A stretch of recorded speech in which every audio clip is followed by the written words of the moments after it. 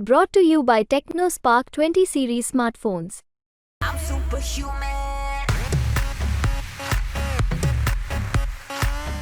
नमस्कार, आप देख रहे हैं राजस्थान तक और मैं भी मौजूद हूँ टोंक सवाई माधोपुर लोकसभा क्षेत्र के टोंक जिला मुख्यालय पर, जहां लोकसभा चुनाव के द्वितीय चरण के अंदर यानी कि 26 अप्रैल को मतदान संपन्न हो चुका है। ये क्षेत्र खासा चर्चा का विषय भी इसलिए बना है कि राजस्थान के अंदर यदि सबसे कम मतदान कहीं रिकॉर्ड किया गया तो वो टोंक सवाई माधोपुर लोकसभा क्षेत्र है, जहाँ 56.57% लोगों द्वारा ही अपने मताधिकार का प्रयोग किया गया है। यहाँ मुख्य मुकाबला अगर हम देखें तो भाजपा के सुखबीर सिंह जौनापुरिया के बीच और कांग्रेस के हरीश मीणा के बीच रहा है। सुखबीर सिंह जौनापुरिया जहाँ यहाँ लगातार 2 बार से सांसद हैं, वहीं हरीश मीणा जिनको कि यहाँ से कांग्रेस ने अपना कैंडिडेट बनाया, वो देवली उनियारा से दूसरी बार लगातार विधायक बने हैं। ख़ास बात ये कि जो सुखबीर सिंह जौनापुरिया है वो ऐसे सांसद हैं जो कि एक बार हरियाणा से जो है हम कहें तो निर्दलीय विधायक भी बन चुके हैं, जबकि हरीश चंद्र मीणा कांग्रेस के वो कैंडिडेट रहे हैं जो कि दौसा में भाजपा में रहते एक बार सांसद भी रहे हैं। ऐसे में मुकाबला काफ़ी रोचक रहा है।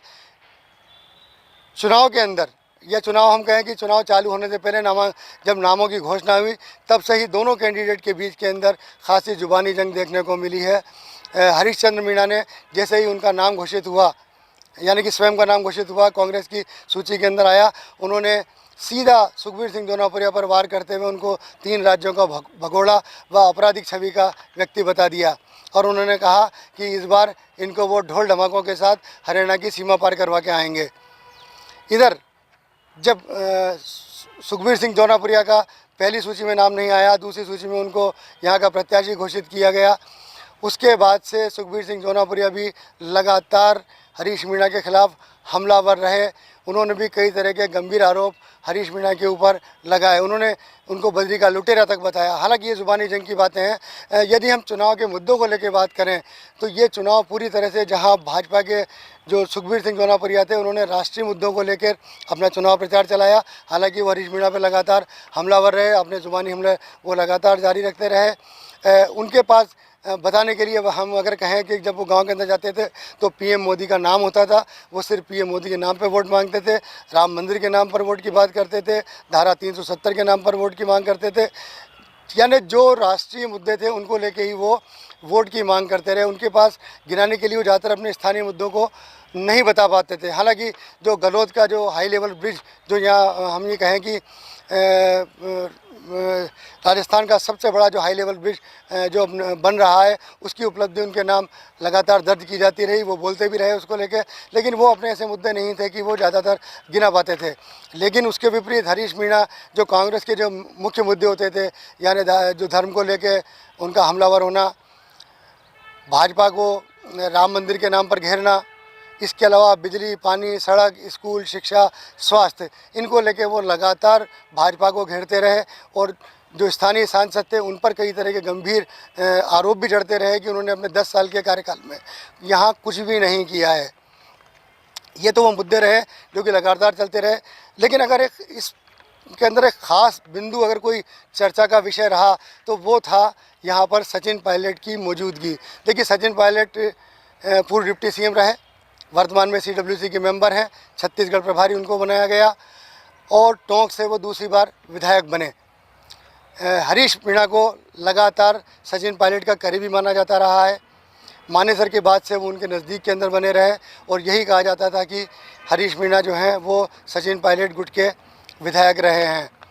अभी जब उनको हरीश मीणा को टिकट दिया गया तब सचिन पायलट ने भी कई मंचों पर यह कहा कि उन्होंने सिर्फ एक ही नाम पर चर्चा की, वो था हरीश चंद्र मीणा का नाम, कि हरीश चंद्र मीणा को टिकट दिया जाए। वो इस जो 10 साल का जो यहाँ पर हम कहें तो कांग्रेस के लिए अकाल है, जो सीट नहीं जीत पा रही है यहाँ भी और राजस्थान के अंदर भी यही हालात है कि 25 की 25 सीटें 2 चुनाव के अंदर जो है वो भाजपा ने जीती। तो उनका कहना था कि हरीश मीणा ही वो कैंडिडेट हैं जो कि सुखबीर सिंह जौनापुरिया को कड़ी टक्कर दे सकते हैं। और उन्होंने अपने जब नामांकन की रैली होने वाली थी तब उन्होंने बाकायदा मन से ये कहा कि वो हरीश मीणा की ये जमानत देते हैं कि वो अपने क्षेत्र में लगातार विकास के कार्य कराएंगे। और उन्होंने उनकी जमानत भी थी, उनका कहना था कि वो जब टिकट मिला है तो ये जमानत दे के आए हैं कि वो हरीश मीणा को यहाँ से जितवा कर भेजेंगे।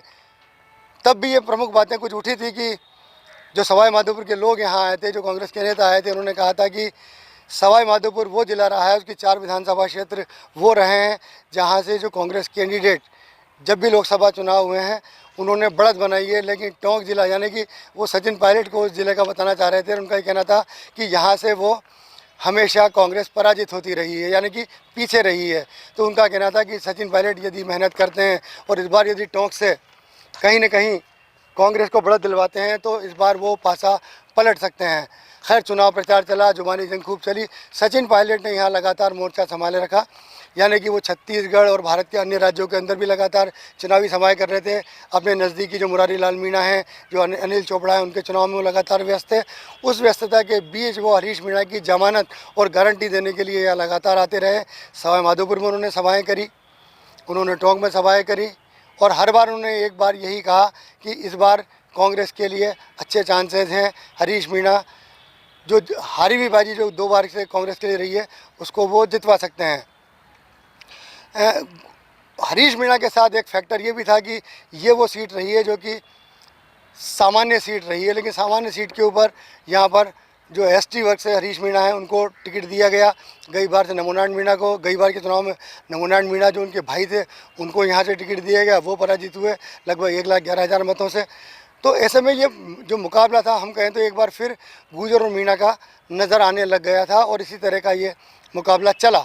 लेकिन जब मतदान हो रहा था तो मतदान के जो प्रतिशत थे और जो आंकड़े आए वो बहुत चौंकाने वाले थे। देखिए, भाजपा के जो सुखबीर सिंह जौनापुरिया थे उनको लगातार अंतर्कलह का सामना करना पड़ रहा था अपने ही संगठन के अंदर। यानी जो जिलाध्यक्ष यहाँ जिनको बनाया गया था, अजीत सिंह मेहता, जो कि यहाँ के पूर्व विधायक भी रहते हैं, जिन्होंने भी हाल ही के अंदर विधानसभा चुनाव के अंदर सचिन पायलट से मुकाबला किया था और वो पराजित हुए, उनको जिलाध्यक्ष बनाया गया। दोनों में 36 का आंकड़ा था। लेकिन कई बार इस तरह का ये दिखाने की कोशिश की गई कि वो अब एक हो चुके हैं, लगातार मिलकर काम कर रहे हैं। लेकिन बावजूद इसके कहीं न कहीं चुनाव प्रचार के अंदर बहुत ज़्यादा बिखराव नज़र आया, क्योंकि कहीं न कहीं वो जो बीच के अंदर उनके अंतर्कलह थी जो कि राजनीतिक मुद्दों को लेकर लगातार चल रही थी, वो कई बार साफ तौर पर नज़र आई। हालांकि हम कहें तो अजीत सिंह मेहता ने संगठन में पूरे प्राण फूके, उनकी जो पूरी टीम थी वो लगातार इस चुनाव के अंदर लगी रही। लेकिन कहीं न कहीं जो कि अजीत सिंह मेहता और जो भाजपा के अन्य लोग जिनसे कि उनकी राजनीतिक दुश्मनियां चली, लगातार राजनीतिक विद्वेषता चली, वो लगातार नज़र आती रही। और जब कभी ऐसे मुद्दे आए कि कोई अहम विषय थे तो दोनों जो पक्ष थे वो एक दूसरे के ऊपर जिम्मेदारी डालते हुए नज़र आए। हरीश मीणा के लिए चुनाव प्रचार का मैंने आपसे कहा कि यहाँ पर सचिन पायलट ने चुनाव प्रचार बहुत अच्छे से संभाला। उनके लिए अशोक गहलोत भी गंगापुर सिटी तक में आके सभा करके गए। हालांकि बहुत बड़ी सभाएं उनकी नहीं हुई हैं, लेकिन उनका चुनाव प्रचार लगातार चलता रहा। इधर हम बात करें भाजपा के चुनाव प्रचार की तो डॉक्टर किरोड़ी लाल मीणा यहाँ पर आए। यहाँ पर दोनों डिप्टी सीएम यानी डॉक्टर प्रेमचंद बैरवा, दिया कुमारी यहाँ पर आई। 2 बार जो हमारे सीएम भजनलाल शर्मा थे वो यहाँ पर आए। और ख़ास तौर से जो सबसे बड़ी जनसभा थी जो कि सुखबीर सिंह जौनापुरिया के समर्थन में की गई, वो थी पीएम मोदी की सभा, जो कि दोनों लोकसभा क्षेत्रों के बीच के अंदर उनियारा के अंदर की गई और वो राजस्थान के अंदर पीएम मोदी द्वारा की गई आखिरी पब्लिक मीटिंग थी। और उन्होंने कहा भी कि कई बार मैंने अपने चुनावी भाषणों की शुरुआत टोंक से करी थी, यानी कि 2019 के अंदर उन्होंने अपना इलेक्शन कैंपेन टोंक से चालू किया था और आज अपना इलेक्शन कैंपेन वो टोंक से समाप्त कर रहे हैं। और उन्हें उम्मीद है कि टोंक वाले उनको निराश नहीं करेंगे। लेकिन यहाँ उनका जिस तरह का भाषण रहा, जिस तरह का उन्होंने सीधा कांग्रेस पर मुस्लिम शब्द लेके हमलावर हुए और जो विषय उठाए उसका जो हम कहें तो नतीजा या उसका असर चुनाव के अंदर भी देखने को मिला। देखिए, यहाँ जो 8 विधानसभा क्षेत्र रहे उनके अंदर 4 विधानसभा क्षेत्र ऐसे थे जहाँ सबसे कम मतदान हुआ। और वो मतदान जहाँ सबसे कम हुआ वो वहाँ था जो 2 कांग्रेस के विधायक यानी कि गंगापुर के अंदर रामकेश मीणा और इंदिरा मीणा जो कि बामनवास की विधायक हैं, उनके क्षेत्र में जहां मीणा मतदाताओं की बहुलता है वहां कम मतदान रिकॉर्ड किया गया। और उसी तरह का नज़ारा टोंक के अंदर भी देखने को मिला कि जहां पर कि दोनों भाजपा के विधायक हैं, कन्हैयालाल चौधरी जो कि पीएचडी वर्तमान में मंत्री हैं और निवाई से राम साहेब वर्मा जो कि भाजपा के विधायक हैं, दोनों के क्षेत्रों के अंदर मतदान का प्रतिशत काफ़ी कम रिकॉर्ड हुआ है। हालांकि इसके लिए राजनीतिक जो चर्चा करने वाले हैं, जो समीक्षा करने वाले हैं, वो अपना अपना नज़रिया पेश कर रहे हैं, क्योंकि जो मालपुरा विधानसभा क्षेत्र है वो जाट बहुल इलाका है। और इस बार ये चर्चा चल रही थी कि जाट कहीं न कहीं भाजपा के विरुद्ध हैं, इसलिए वहाँ मतदान का प्रतिशत कम रहा है और जाट मतदाता वोट देने के लिए कम निकले हैं। और जो मतदाता निकले हैं वो ज़्यादातर कांग्रेस के पक्ष में निकले हैं। हालांकि ये सब जब ईवीएम 4 तारीख को खुलेंगी और उसके अंदर मतगणना होगी और जब परिणाम आएंगे तब सामने पता पड़ पाएगा। इसी तरह का नज़ारा टोंक के अंदर एक देखने को मिला हमको, जहाँ पर कि फ्राइडे का दिन था, मतदान चल रहा था और पीएम मोदी ने जिस तरह का भाषण उनियारा के अंदर दिया, उसके बाद वो लगातार देते भी रहे, उसका असर यहाँ पर देखने को मिला। बड़ी संख्या में मुस्लिम मतदाता बाहर निकले, यानी सचिन पायलट का अपना गढ़, अपना इलाका, और वहाँ मुस्लिम मतदाताओं ने ज़बरदस्त मतदान किया। और ये कहने की ज़रूरत नहीं है कि मुस्लिम मतदाता किसके पक्ष के मतदाता हैं, वो कांग्रेस के पक्ष के ही मतदाता रहे हैं। हो सकता है कुछ लोगों ने भाजपा के पक्ष में भी किया हो, हम ये नहीं कह सकते, लेकिन ज़्यादातर वो जो बेनिफिशियल रहा, जो हम ये कहें कि जो फ़ायदेमंद रहा, वो कहीं न कहीं कांग्रेस के पक्ष में रहा है। लेकिन मीणा मतदाताओं का गंगापुर सिटी के अंदर जो बहुल इलाका है और जो बामनवास है, वहाँ मतदान का कम होना कहीं न कहीं ये इंडिकेशन दिखाता है, कहीं न कहीं ये इंडिकेट करता है कि हरीश मीणा से जो इन दोनों विधायकों की कहीं अंदरूनी राजनीतिक कलह रही है, उसका परिणाम है कि वहाँ मतदाता कम आए हैं। हालांकि हम ये नहीं कह सकते कि वहाँ क्या हुआ होगा। इस तरह की चर्चाएं भी कि वहाँ गुर्जर लोगों ने काफ़ी मतदान भाजपा के पक्ष में किया।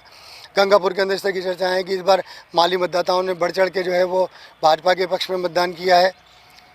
दोनों पक्ष जीत का दावा कर रहे हैं, यानी हरीश मीणा भी कह रहे हैं कि वो चुनाव इस बार कांग्रेस जीत रही है और जो हमारे 10 साल का काल था वो पूरा होने वाला है।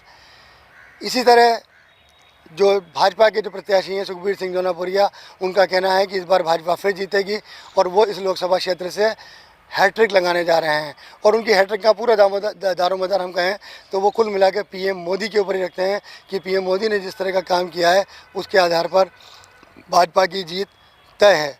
मतगणना 4 जून को होनी है। 4 जून को ईवीएम के जो है वो जब खुलेंगे तब नतीजे सामने आएंगे। लेकिन उसके बीच में चर्चा का विषय ये बना हुआ है कि यहाँ से चुनाव कौन जीतने वाला है।